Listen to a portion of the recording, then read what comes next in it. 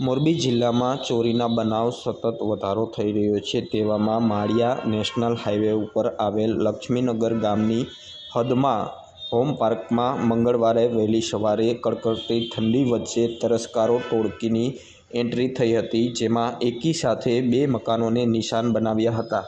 જોકે ઘરના માલિક કોઈ કામથી બહાર ગયા હતા અને તેનો લાભ લઈ ઘરના દરવાજાના તાળા તોડી સોના ચાંદીના દાગીના અને રોકડ રકમની ચોરી કરી ચોરની ટોળકી છે તે ફરાર થઈ હતી। સમગ્ર ઘટનાના સીસીટીવી સામે આવ્યા।